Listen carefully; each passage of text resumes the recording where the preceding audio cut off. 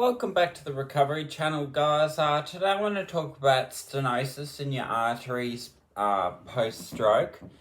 So stenosis is where your arteries, the artery in your brain, which is microscopic, the middle cerebral artery that you may have had a stroke in, which I did. If you had the garden variety fast stroke, I just call them garden variety strokes now. Your middle cerebral artery was probably involved, and it can take a blood clot the size of the ball in the end of a pen. A blood clot that big can cause a stroke that affected me this much. So where the blood clot rested in my middle cerebral artery, I've had trouble finding a decent picture to show you, but basically the arterial wall is like this, and now it's a bit thinner because of stenosis. The blood clot lodged in there and it caused scar tissue. And now my middle cerebral artery is a lot closer and letting only 80% blood flow through.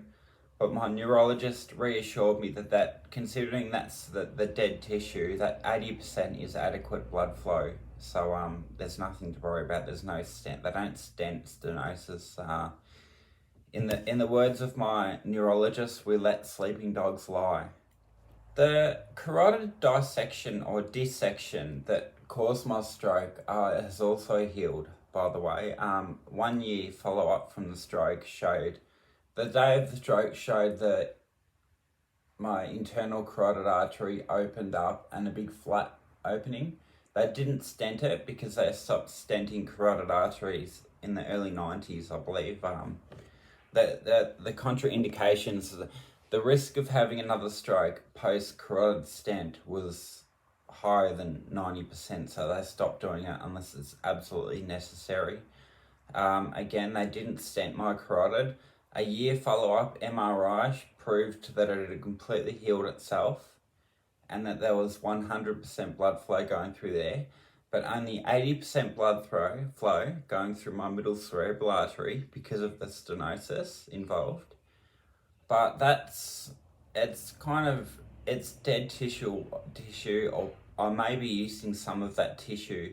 Again, if you've seen my other videos, depending on where the ischemic stroke was lodged, the ischemic event around it, and then the hazy event around it, which is called penumbra, depending on where that penumbra sits will ultimately affect your diagnosis, I guess, for lack of a better word.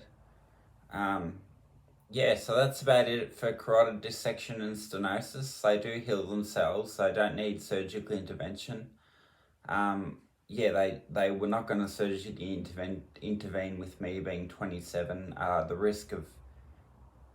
The risk of fixing the middle cerebral artery and surgically fixing the carotid artery, the risks of having another stroke greatly outweighed medical intervention, so they just healed themselves. And 8 years on, no problem, so I'm pretty happy. Thanks, guys.